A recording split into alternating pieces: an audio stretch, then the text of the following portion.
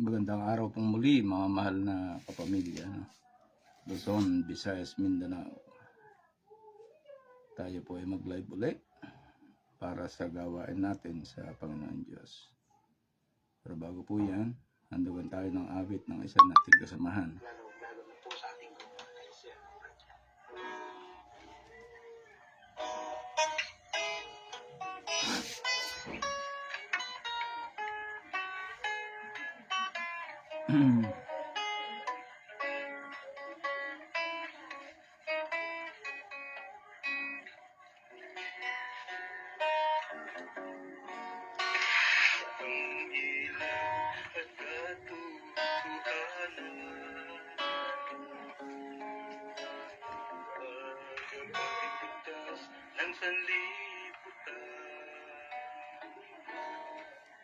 Sino man ang handang sumunod sa kanyang kalooban ay iyan ang buhay na walang hanggan.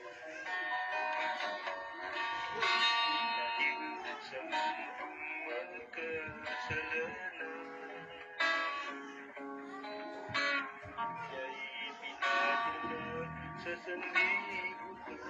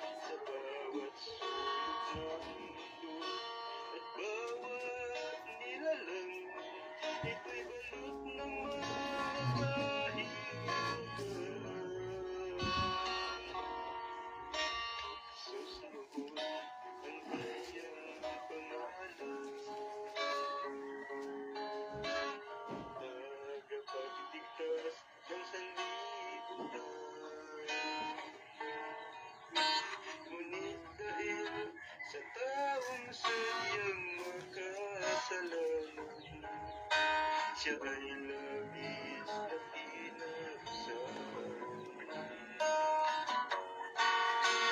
Ipong taon man ang nakaraan, kaniyang pagbalik inaabangan. Ngunit ang di alam kung saan ipunta sa puso siya ay matagpuan. Maraming salamat sa iyo aming kamahalan. Kami minulat mo sa katotohanan. Nababaan mo kami iyong tinuruan at maging sa mga kahiwagan. Ikaw ay hari ng kalawakan at maging sa karagatan. Ikaw ay hari rin ng mga kahiwagan at maging sa lahat ng nilalang. Kaya't purihin ka, Guro aming kamahalan, dahil sa taglay mong kabutihan. Dahil sa iyong pagmamahal, kami yung pinahalagahan. Pagkas ika'y puno ng kapangyarihan. Kaya kami ngayon ay narito, handang tumulong sa gawain ito. Maging sino mang nilalang na nasa buong mundo, ay wala nang hihigit pa sa'yo. Kaya't mula sa aming puso, mahal na maestro, may matamis na salita, love you.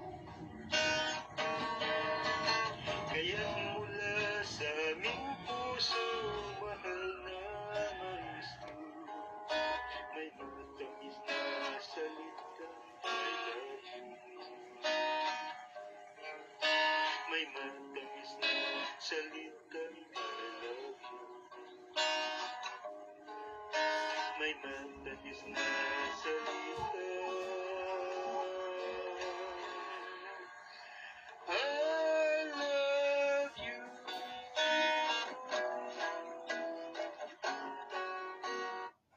Maraming salamat kuya sa inihandog mong awit sa ating guro. Napakagaling ng boses ni kuya, taga Aklan po yan. Nirecord ko yung kanyang awit. Ngayon naman po, ang tatalakayan po natin ay ang tungkol sa bakit kailangan na magkaroon ng God-divine government o ang katas-taasang batas ng Diyos. Siyempre, sa pag-aaral po natin ng mga talata na nakasulat sa banal na kasulatan, kahit po ako'y busy, ay pinipilit ko na magkaroon ng bahagi sa mga gawain po ng ating Panginoon Diyos. No? Lahat po kasi sa ngayon, nakatutok yan sa gawain natin, sa gawain na to. Bakit ang tao nga naman marami nagtatanong, bakit may ganito? Alam niyo po, nung una pa, meron ng batas ang Panginoon Diyos. At batas na ng Diyos po yung umiiral. Una pa lang po yan. Ano po? Dapat ko lang yung aking salamin at medyo madilim dito sa aking lugar. Ito po yung ang kataas-taasang batas ng Diyos. Kung bakit ito ay kailangan malaman ng tao sa buong Pilipinas. Meron po talagang batas. Dahil nung una pa ay batas na ng Diyos yung umiral dito. Kaya lang, nabago lang ito noong mga panahon na dumami na po yung mga naglingkod na iba't ibang grupo sa ating bansa. Ang pagkakaiba po kasi ng batas ng Diyos sa batas ng tao ay napakalaki. Ito po yung pambukas na talata. Sa Isaias po, 55:8-9. Sapagkat ang aking pag-iisip o mga pag-iisip ay hindi ninyo mga pag-iisip, ni ang inyong mga daan ay aking mga daan, sabi ng Panginoon. Sapagkat kung paano ang langit ay mas mataas kaysa sa lupa, gayon ang aking mga daan ay mas mataas kaysa sa inyong mga daan. Napakahiwaga po nung talata sa Isaiah 55. Kung pag-aaralan po natin, mga mahal na kapamilya. Dahil sa bilang 6:24-26, pagpalain ka nawa ka at ingatan ng Panginoon, paliwanag nawa ng Panginoon ang kanyang mukha sa iyo at mahabag sa iyo. Itaas nawa ng Panginoon ang kanyang mukha sa iyo at bigyan ka ng kapayapaan. Napakahiwaga po ng mga talata na ating babanggitin. Kaya sana, dahil sa mga kasamahan namin sa gawain, pag-aralan po natin mabuti ito. Dahil kayo ay mga sundalo ng Diyos, kung titignan natin ang Edward. Kaya sana, maunawaan nyo ano ba ang layon ng gawain ito. Ang Panginoon Diyos din, Panginoon Diyos din po ang magpala, mag-ingat at magbigay sa inyo ng katarungan at lakas ng bawat pagtuturo ninyo. Kasi pwede niyong gamitin ito. Naway gamitin kayo ng Diyos ng malakas. Ano po? Nawa nga. Dahil sabi nga rito, ang Panginoon Diyos ay lagi nating kasama. Ngayon, ang tanong po rin ay bakit kailangan ipairal ang batas ng Diyos? Dahil ang batas ng Diyos ay perpekto at walang kakulangan. Saan po natin makikita? Baka sabi niyo, gawa-gawa ko lang. Sa awit 19:7. Ang kautusan ng Panginoon ay sakdal na nagsasauli ng kaluluwa. Yan po ang kautusan ng Panginoon Diyos. Sakdal. Dahil yan ay perpekto ang batas ng Panginoon Diyos. Ang batas ng tao may butas. Ang batas ng Diyos kumpleto at nagpapabago ng buhay.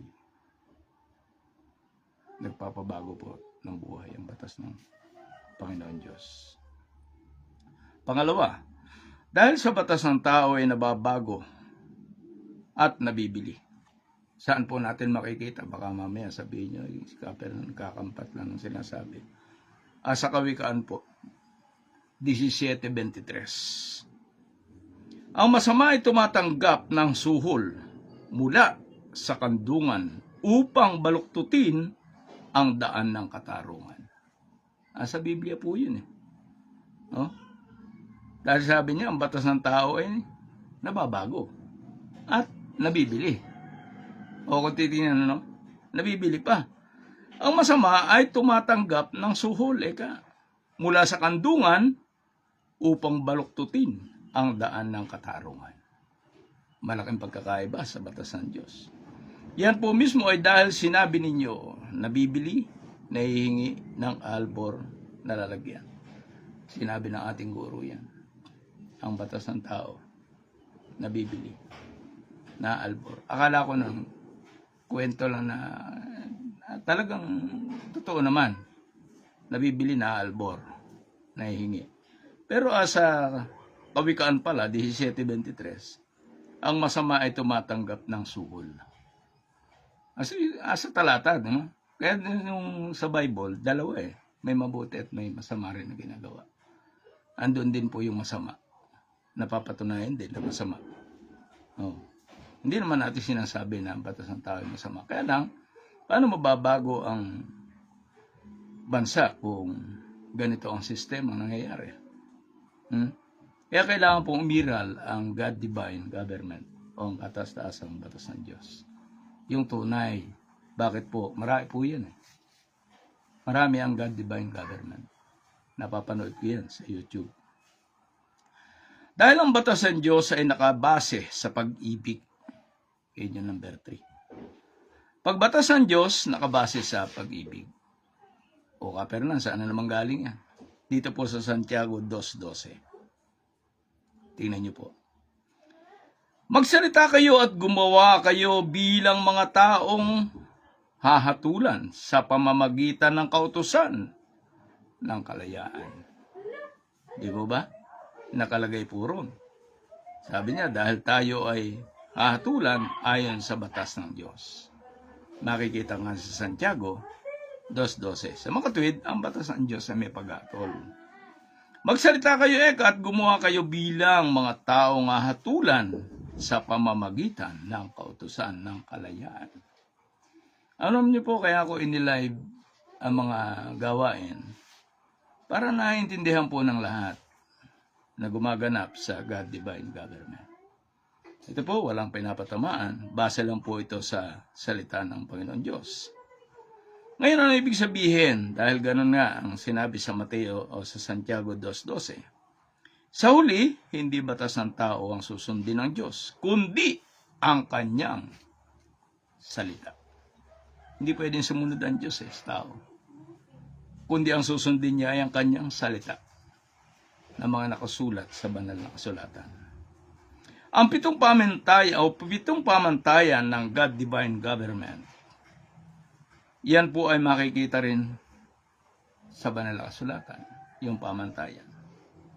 May katwiran, Makikita sa awit 89:14. Katwiran at katarungan ang pundasyon ng iyong trono. Ibig sabihin, may katwiran tayo. At meron tayong katarungan. Kaya nga po pagdating ng oras, pantay, lahat ginawa. Hindi ilan-ilan lang gumiginawa sa batas ng tao. Katarungan, sa Deuteronomio 16:20, ito po yung sinabi. Katarungan, katarungan lamang ang iyong susundin. Nakalagay po yan sa Deuteronomio 16:20. Ayan o. Katarungan lang ang dapat sundin. Tapos, may katotohanan. Sa Juan 17:17, pakabanalin mo sila sa katotohanan. Ang salita mo ay katotohanan. Kaya nga po ang sinasabi ko nga po sa inyo, puro patunay ko sa talata ng Biblia nang gagaling. Hindi po ako maatake ng kasamahan. Bagamat nagkakaroon ng konting iringan, may nakikita ko yung mali. Bakit to? Mahirap po ng gawain na to.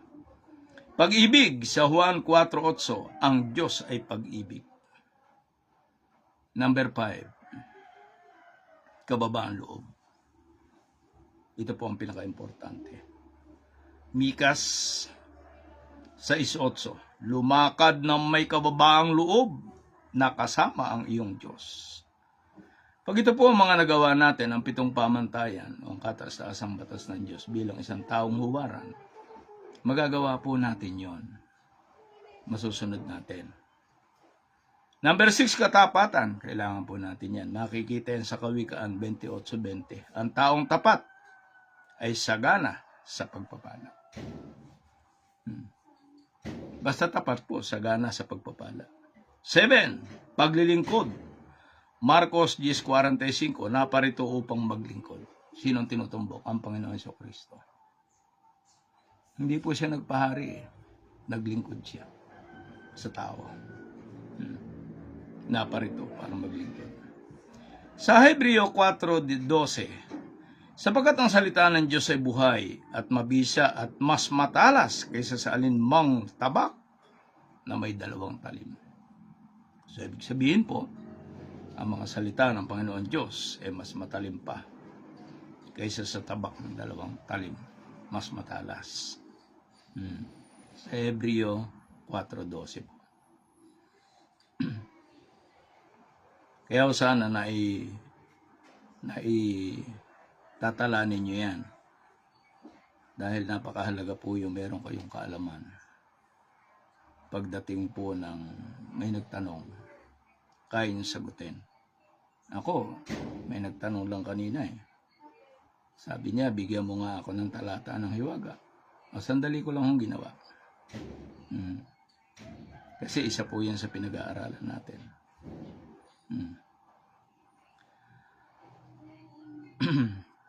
Dahil talaga napakabisa ng salita ng Diyos na pinapatunayan po yan. Ang salita ng Panginoon Diyos ay matuwid.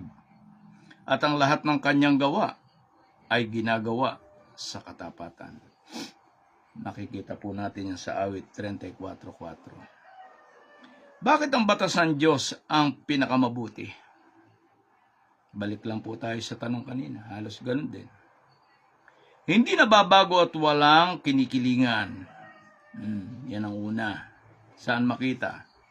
Deuteronomio 10:17. Wala pong kikilingan pagbatas ng Diyos. Kahit kapatid ka, anak, magulang, pag mali ay mali. Makikita po yan sa Deuteronomio 10:17. Sapagkat ang Panginoon ninyong Diyos ay Diyos ng mga Diyos at Panginoon ng mga Panginoon. Ang dakilang Diyos, makapangyarihan at kakilakilabot na hindi nagtatangi at hindi tumatanggap ng suhol. Napakaganda po na sinabi rito. Sa Deuteronomio 10:17. Ano ang sabi? Sabi niya, sapagkat eka ang Diyos ng mga Diyos. Di po ba?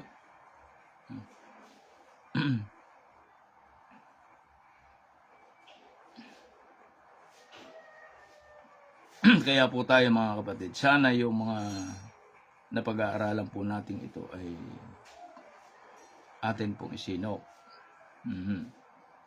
Dahil siya, ang Panginoon Diyos, ang pinakamakapangyarihan sa lahat. Diyos nga siya ng mga Diyos eh. Panginoon din ng mga Panginoon, ang dakilang Diyos.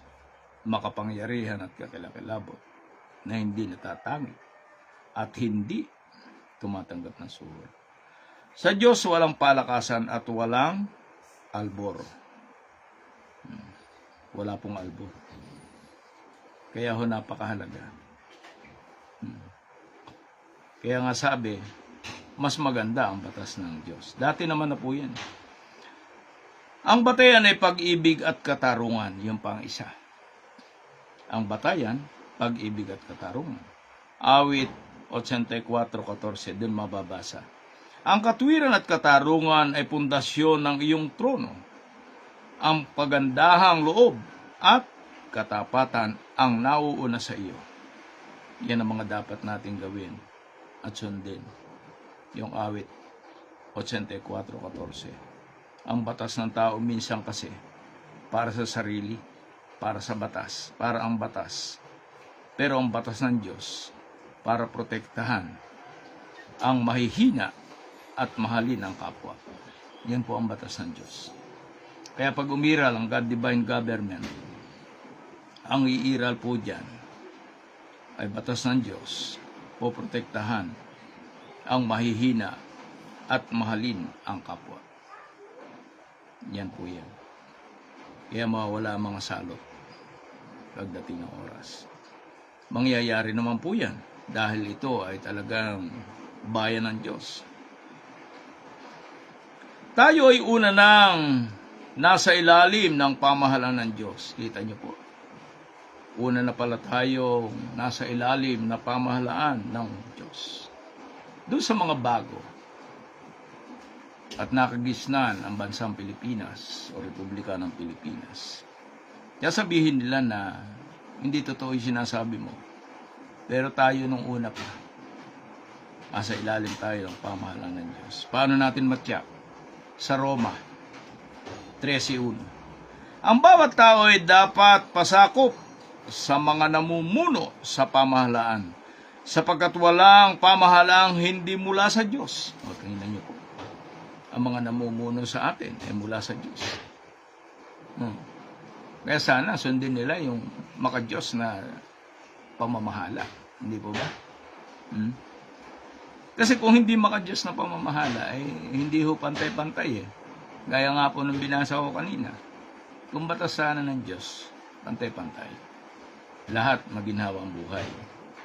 Pero kung ang batas ng tao kasi ay sumasalungat na sa batas ng Diyos, ang sabi sa Gawa 5:28, dapat muna kaming sumunod sa Diyos kaysa sa tao. Kung mali na po ang ginagawa ng mga namumuno, dapat muna kami ikang sumunod sa Diyos, sa batas ng Diyos. Ang sabi sa Gawa 5:29, dapat munang unahin ang Diyos kaysa sa tao. Yan po yan. Kaya tama po kayo, ika nga niya. Tama ang ginagawa ng ating guro bilang leader. Ang tawag diyan ay theocracy.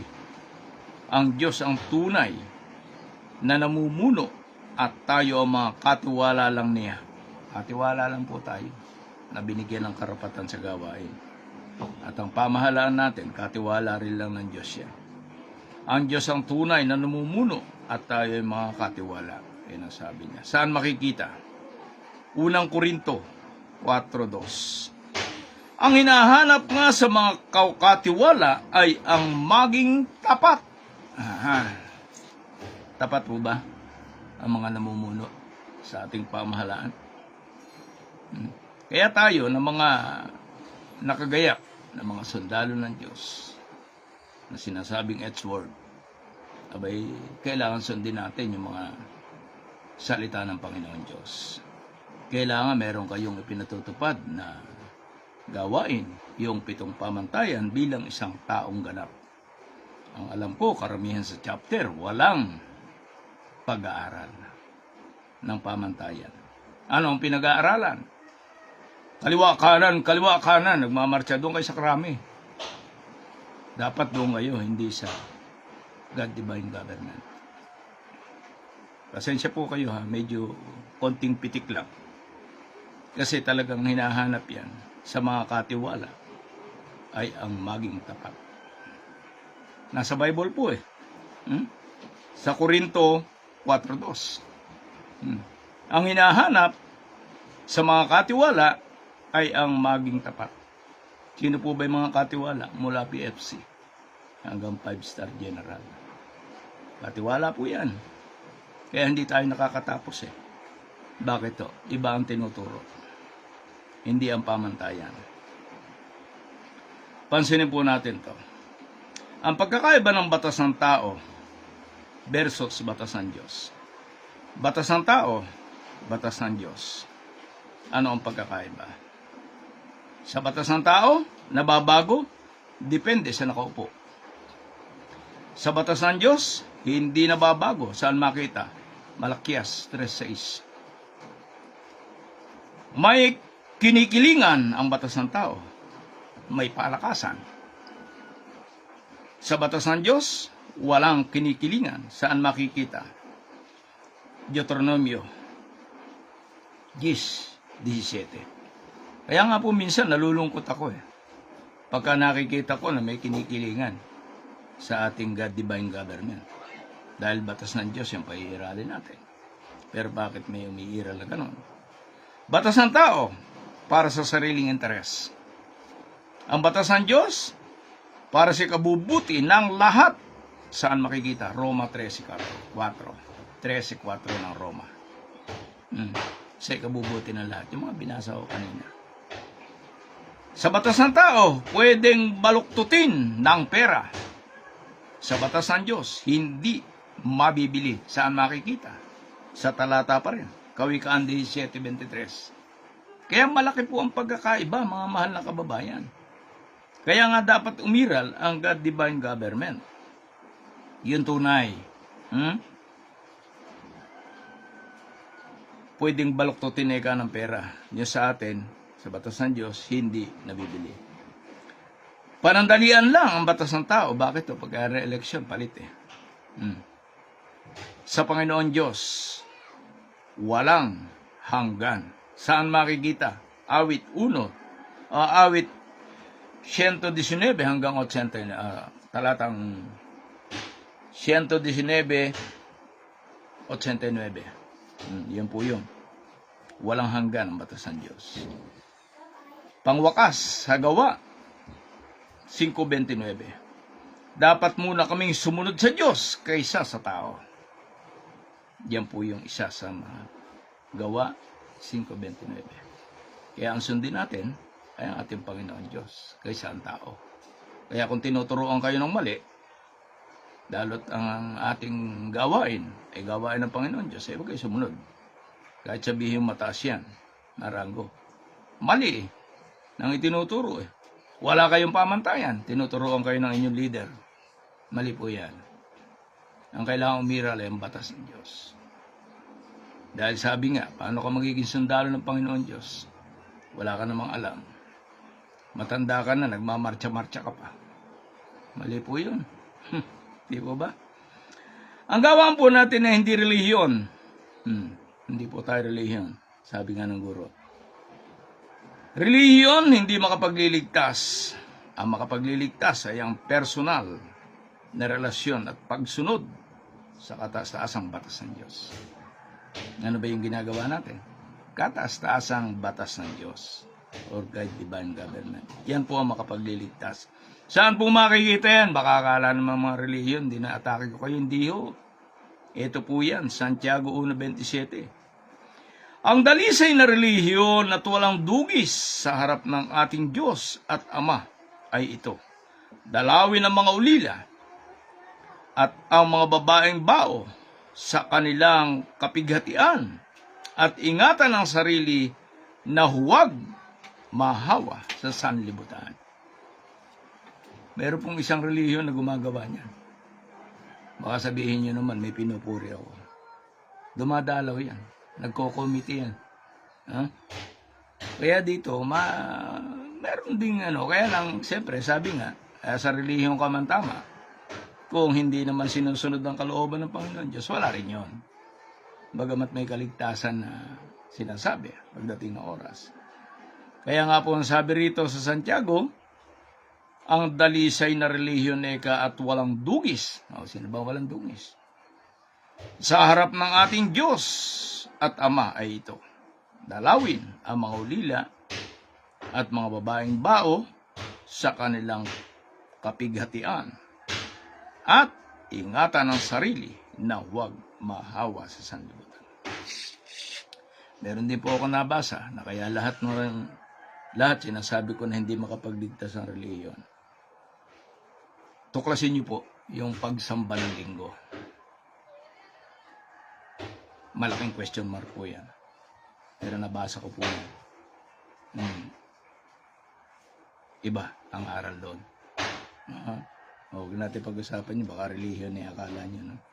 Sa Efesos 6:17, at kunin ninyo ang helmet ng kaligtasan at ang tabak ng Espiritu na siyang salita ng Diyos. Kaya tama yung ginagawa ng guro. May mga salita na ginagamit na galing yan sa banal na kasulatan o galing sa Golden Bible. May salita po yun. Na yun ang ginagamit na helmet. Ano po yun? Yung itinatanim na aral sa 7 pamantayan. Yun po yung helmet. Salita yun ng Diyos eh. Paano kung walang aral yung mga chapter? Hindi po kayo kasali. Hindi ka magiging sundalo ng Diyos. Ang word, yan po ay sundalo ng Diyos. Walang pamantayan, hindi po kasali. Magmarcha ka na lang doon ka sa Camp Aguinaldo. Camp Crame. Kasi unang-unang babaguhin dito ay ang sarili. Hindi ko kayo inaatake. Sa Biblia eh. At kunin nyo ang helmet ng kaligtasan at ang tabak ng Espiritu na siyang salita ng Diyos. Nakakuha ba kayo? Wala kayong gawain sa kataas-taasang batas ng Diyos. Ilan-ilan lang po ang gumaganap dyan. Sa dami ng chapter. Kahit nga Iloilo, wala eh. Dahil galing ako dun eh. Wala silang pamantayan. Meron lang dyan yung Tagukon sa parteng Bisaya. Wala na yung iba. Sa Palawan, isa na lang yata yung merong ginaganap na pamantayan dyan. Sa Mindoro ngayon, ilan-ilan pa yung tao. Kaya sana, mag-isip po tayo sa mga talatang binabanggit ko. O kaya nga po kahit malayo ako, abay ako'y nag-aaral pa rin. Nagbibigay po ako ng leksyon sa mga kasamahan natin. Pampalakas. Pagpapalakas po. Tingnan nyo ha. Ito po ay para naman sa tagapagsalita. Nakita ko rin po ito sa banal na kasulatan. Na ituro ito sa akin. Dahil ikaw ay kang tagapagsalita. Ano ang sabi niya sa akin? Magsalita na may katotohanan kahit mahirap. Kaya nga po katotohanan ang sinasabi ko eh. Bakit? Galing sa banal na kasulatan. Kahit mahirap, nahirapan po talaga ako. Na kung paano ihanay yung mga salita ng Panginoon Diyos na hango sa banal na kasulatan at para protektahan ng kataas-taasang batas ng Diyos o ang God Divine Government na ating pinaiiral. Ang sabi sa tagapagsalita, magsalita na may katotohanan. Kaya nga po Biblia. Saan po makikita yan? Baka sabihin nyo kasi ginawa ko lang no? Mga kamahal na kababayan, bilang tagapagsalita ng guro. Sa Jeremias 1:17 po, ibigkis mo ang iyong baywang, bumangon ka, at sabihin mo sa kanila ang lahat ng inuutos ko sa iyo. Huwag kang matakot sa kanila. Kaya ako hindi ako takot na magsalita sa mga kasamahan ko. Itinutuwid ko lang yan bilang tagapagsalita. Nakita ko yan sa Jeremias po. 1:17. Ibigkis mo ang iyong baywang. Bumangon ka at sabihin mo sa kanila ang lahat ng inuutos ko sa iyo. Huwag kang matakot sa kanila. Kaya sabi ko nga, kahit 5-star general hanggang PFC o PFC hanggang 5-star general, pare-pareho lang tayo sa harap ng Diyos. Saan po makikita? Sa Gawa 10:34. Walang tinatangi ang Diyos. Tandaan niyo po yan, mga mahal na kapamilya. Kaya dapat gawin natin ang pamantayan para magkaroon tayo ng kababaan loob. Kaya kahit anong star yung nakadikit niya sa balikat mo, hindi pa yan. May pagbabago po yan. Dahil makikita yan sa pagsusulit. Pare-pareho lang tayo sa harap ng Diyos. Kahit anong ranggo mo. Makikita sa Gawa 10:34. Walang itinatangi ang Diyos. Ang pamumuno ay paglilingkod, hindi pang-abuso o pang-aabuso. Kaya nga ang sabi ng guro, kung sasama ka sa It's Word o sa gawain ito, patulong ka. Bakit? Kahit anong ranggo ka. Ay hindi. 5-star general, 3-star general, bukang-buka na kilikili. Ayaw na sumunod. Siya na ang hari-hari. Hindi po. Bakit? Ang pamumuno ay paglilingkod, hindi pag-abuso. Tandaan niyo po yun. Saan makikita kapernan yan? Marcos 10:42 hanggang 43. Ang sino mang nagnanais na maging dakila sa inyo ay dapat maging lingkod ninyo. Ano ibig sabihin doon? Maging lingkod tayo ng mga tao, ng mga miyembro. Kung ikaw yung may balak na mamuno sa gawain ito. Hindi, magyayabang ka. Hawak ko ang buong Iloilo. Hawak ko ang buong Negros. Hindi ho ganun. Dapat magkaroon ka po ng takot sa Panginoon Diyos. Dapat po, ang mamumuno ay mayroong kababaan loob. Nakasulat po sa banal na kasulatan. Sabi nga, kahit anong ranggo mo, dahil ang pamumuno ay paglilingkod, hindi pang-abuso. Nakita yan sa Marcos 10:42 hanggang 43. Ang sino man na ikang nagnanais sa mga dakila sa inyo ay dapat maging lingkod ninyo. Sino ang paglilingkuran? Yung mga tao. Ito po ay pinapaalala ko lang sa inyo. Ang ranggo ay pananagutan, hindi pribilehyo. Tandaan niyo po yan. Ano mang ranggo ka, pananagutan po yan. Hindi yan pribilehyo. Kaya kung may mga ranggo at kayo nais pang umatras, ay umatras na kayo kung hindi nyo kaya. Dahil ang Diyos ang magtatanggal sa inyo. Tatanggalin po tayo ng Diyos pagdating ng oras. Bakit ho? Gawain niya to Sa Panginoon Diyos ito Kaya para sa mga leader na maabuso, ang Diyos ang kalaban natin. Ito po, hinasabi ko sa inyo dahil mahal ko kayo. May katotohanan po ito Saan po makikita? Ezekiel 34:10. Ito ang sinasabi ng Panginoon Diyos. Narito ako'y laban sa mga pastol at aking aalisin sa kanilang kamay ang aking mga tupa. Aalisin po Panginoon Diyos ang nagsabi. Ezekiel 34:10. Anong pagpapastulan mo ngayon? Kung aalisin ng Panginoon Diyos ang mga tupa. Di po ba? Ano ang buod? Sisingilin ng Diyos ang mga pastol, pinuno na nang-aabuso sa kawal. May pagsingil po yan. Kaya kailangan mag-aral tayo ng pamantayan. Mag-aral tayo, magkaroon kayo ng Bible study gaya ngayon, Sabado. Ito yung Sabado na nga lang natin ginagawa itong pag-aaral na to. Pero ilan-ilan lang ang dumadalo. Basta ang alam nila, may ranggo na sila. Mali po yun. Sa Kawikaan 21:3, ang paggawa ng katwiran at katarungan ay higit na nakalulugod sa Panginoon kaysa sa handog. Abay, mas kalugod-lugod pala yung gumagawa ng katwiran at katarungan. Higit nakalulugod sa Panginoon yan kaysa sa anumang uri ng handog. Kawikaan 21:3. No? Kaya nga po sabi ko sa inyo, mula nung ako yung napasok diyan sa gawain na yan, maraming nasiselo sa akin. Maraming umaatake. Maraming kumakalaban. Dahil asa katwiran ako eh. Lahat ng sinasabi ko, pawang galing sa banal na kasulatan. Ay yung kanila, kwento. Kwento. Oh. Kaya ang hirap po ng gawain ito.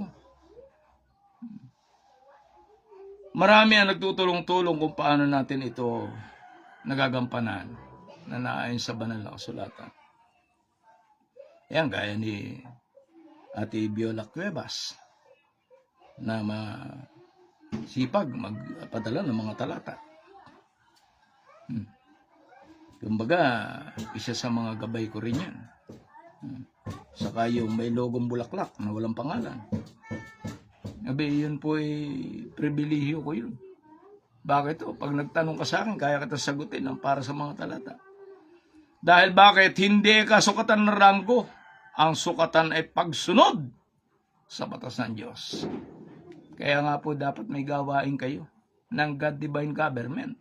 Paano ka magiging sundalo ng Panginoon Diyos? Kung ang sinusunod mo ay sukatan mo ay ranggo. Oh, kay 5-star general, ito utos ko sa iyo. Mali po. Dahil ang sabi hindi sukatan ang ranggo. Ang sukatan ay pagsunod sa batas ng Diyos. Saan po makikita? Sa banal na kasulatan pa rin po. Dahil tungkol sa gobyerno ng Diyos sa buong Pilipinas, ang pangarap ng Diyos ay isang bayan na pinamumunuan ng kanyang batas. Anong ipamumuno mo bilang isang, halimbawa, sabi mo, hawak mo ang probinsya ng anong lugar? Paano mo magiging hawak? Wala ka namang alam sa kataas-taasang batas ng Diyos. Dahil ang sabi nga rito, ang gobyerno ng Diyos sa buong bansa at sa buong mundo, ang pangarap ng Diyos ay isang bayan na pinamumunuan ng kanyang batas. Hindi mo naman alam yung kataas-taasang batas ng Diyos eh. Ang alam mo, marcha, kasan ng baril. Hindi po pwede dito yon. Kailangan pong pag-aralan ninyo ang God Divine Government. Sa Kronika 7:14, kung ang bayan ko na tinatawag na aking pangalan o sa aking pangalan ay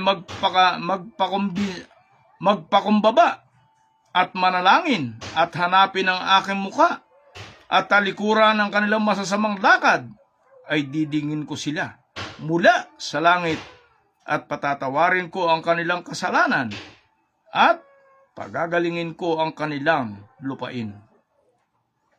Napakaganda po ng muling talata niya sa Kronika 7:14. Sabi niya, kung ang bayan ko eka na tinatawag na aking pangalan ay magpakumbaba at manalangin at hanapin ang aking mukha at talikuran ng kanilang masamang lakad, ay didinggin ko sila mula sa langit at patatawarin ko ang kanilang kasalanan at pagagalingin ko eka ang kanilang lupa. Mga mahal na kapamilya, yan po yung huling talata na maibabahagi ko sa inyo. Ang tanong dyan marunong na po ba tayong manalangin? Nagagampanan po ba natin yung tungkulin natin bilang isang sundalo ng Diyos? Palagay ko po malabo. Kaya nga sabi ko sa aking guro, palabasin mo ako. Kaya kong bumuo ng grupo na maka-Diyos. Ang kailangan natin, 400,000. Paano tayo makakabuo? Gayong sa loob mismo ng gawain, hindi tinutupad yung kautusan. Isipin nyo yung 7 pamantayan. Walang nakakagawa. Kaya po, nakakalungkot, pero matatapos po ito. wala nga eka ng guro na ipinagbuntis na hindi lumabas. Lalabas po at lalabas yan. Kaya yun. Salamat po ng marami sa inyong panonood, no? At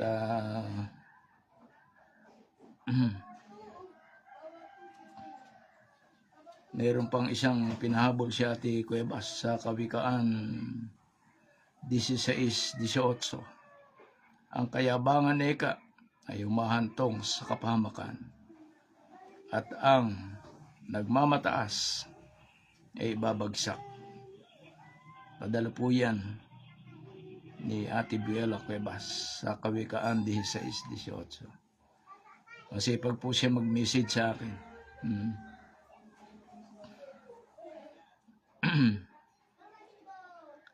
may mga kuwan po tayo kasi na kahit paano. Ewan ko kung bakit ako yung natutulungan nila sa gawain natin ngayon. Na kapag may mensahe sila ng mga talata, na mabilis naman nakukuha po. Kaya yun, sana magtagumpay yung mga lakad namin dito para sa ganun matulungan ko ang guro. Dahil ang totoo niya, ang guro natin, hirap na hirap sa buhay. Walang sumusuporta halos. Sino ang pasan? Siyempre, tagapagsalita. Nararamdaman ko lahat yan. Nalalaman ko yung nangyayari sa kanya. Kaya naawa ako sa kanya. Pero ganun pa man talagang ganun po siguro ang buhay. Maraming pagsubok bago natin makamit ang tagumpay. Pero sana George Magsiano, apurahin mo yung lakad para naman magkaroon ng biyaya, no? Magandang hapon din sa'yo, Kuya Jonathan Pinak. George, medyo pasyalan mo yung aking hawak. Kumusta kayo rin, Ate Yolanda? Diyan sa parteng Bindoy ba? Oo, mga taga malalayong lugar. Siguro, hindi kayo nakarating sa gawain sa Tagukon, ha? Kasi nanood ka naman ng live, okay lang. Kahit paano po ay meron tayong mga mensahe na mapupulot. Kaya pagpatuloy lang po natin yung pagsubaybay tuwing araw ng Sabado, ganitong oras, o mas maaga rito. Marami po akong ituturo sa inyo, bagamat malayo ako sa ating guro. May mga inaasikaso lang po ako na maaaring pag-umpisahan. Dahil talaga naman lahat, pera talagang kailangan. Nawa, magtagumpay. Marami naman tayong mga kababayan. Si Ate Larde Mesa, taga Manila. Kumusta po ate? Mayroon na ba tayo dyan? Yung mga taga Carabo Institute, ha? Ay nako, konting tiis na lang. Luisito Galang, dyan sa Aklan, medyo konting sipag. Sayang po yung gawain natin. Kailangan ipairal natin ang kataas-taasang batas ng Diyos sa bansa. At pag ito na po ang naganap, lahat to ay maginhawa na. Kasi may itinalaga para dyan. Di lang natin pwedeng i-area yan. Dahil hindi naman tayo nagtitinda ng isda. Para pagsigawan yan. Darating na lang yan, bigla sa atin ang kaginawaan. Basta ang kailangan lang natin dito ay pagkakaisa. Sundin po natin yung maging maka-Diyos tayo. Sa buhay natin, ang God Divine Government o ang kataas-taasang batas ng Diyos. 7 pamantayan. Pag natapos natin po yan, doon na magkakaroon ng pamantayan bilang isang taong huwaran. Kailangan maging huwaran tayo. No? Kaya yun lang po at maraming salamat sa inyo. Magandang hapon po dyan sa Mindoro. Pagaling ka. Alam ko na nahihirapan ka na. Pero huwag kang mag-alala, hindi ko kayo iiwan. Tatapusin natin ang simulahan ito. Ganun din sa mga kasamahan ko sa sword, ha? Pag-aralan po natin ang pamantayan bilang isang taong huwaran. Para naman sa ganun, hindi tayo parusahan ng Panginoon Diyos. Tinanggap natin yung tungkulin na yan. Kailangan isabuhay natin at tanggapin natin na tayo ay katulong ng mamamayang Pilipino. Hindi tayo dapat na mga abuso. At ituro natin ang 7 pamantayan. Kaya sabi ko nga, mas maganda yung nag-aaral kayo. Dati ako hindi marunong magbasa ng Bible. Hindi ako nagbabasa-basa niyan. Kahit po ako'y naging driver ng tagapangasiwan, hindi ako nagbabasa nito. Nung napasok ako dito sa God Divine Government, napilitan po na pag-aralan ko ang kataas-taasang batas ng Diyos. Noong una rin, nagtataka ako, ba't may ganito? May kataas-taasang batas ng Diyos. God Divine Government. Ibig sabihin, gobyerno ng Diyos. Yun, hanggang sa natuklasan ko, nasa banal na kasulatan pala lahat yan. Kaya po, maganda. Kasi dito, hindi naman kami nakikialam po sa mga relihiyon. Tuloy nyo lang po yan. Maganda nga may relihiyon ka eh. Bakit ito? Takot ka sa Diyos. Kaysa rin sa walang relihiyon, no? Kaya lang, doon sa gawain natin, kailangan isabuhay natin yung 7 pamantayan. Kung paano maisusubuhay yan, gaya nga ng mga binasa ko kaninang talata, isa sa mga aral po na gusto ng Panginoon Diyos na ang bansa natin mabago na. At nawa, itong mga susunod na panahon o buwan, bigla na lang tayong mamulat sa katotohanan na talagang walang mahirap na Pilipino. Walang imposible sa Panginoon Diyos. Kasi gawain niya to eh. Kanya ito eh. Gobyerno niya to eh. Sabi ko nga sa inyo kanina, yung una pa, meron na. Wala pa yung mga ano na yan, batas na ng Diyos noon pa.